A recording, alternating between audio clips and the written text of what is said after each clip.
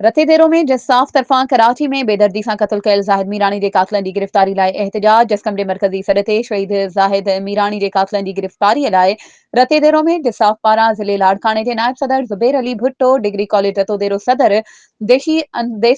अंसार चन्नो, अली रज़ा अरवाणी, अनवर चांडियो, बाबर जोयो, मामू सत्तार जोयो, एजाज ॾहाणी, वकार जागीराणी, जब्बार जुनेजो, सलाम जोयो ऐं ॿियनि जी अॻवाणीअ में आज़ाद मैदान खां एहतिजाजी रैली निकिती, जेका शहर जे मुख़्तलिफ़ रस्तनि खां थींदे नेशनल प्रेस क्लब पहुती, जिते अॻवाणनि ख़िताब कंदे चयो त जीअं सिंध क़ौमी महाज़ चेयरमैन सनान खान कुरैशी पंहिंजे सिंध ऐं सिंध वासियुनि जी वारसीअ लाइ हर वक़्तु जाखोड़े रहियो आहे।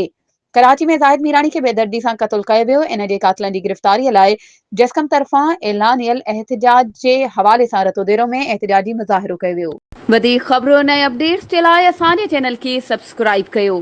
ऐं हा, बेल आइकन खे प्रेस करणु न विसारिजो त जीअं असांजी हर नई अचण वारी वीडियो तव्हां ताईं पहुचे।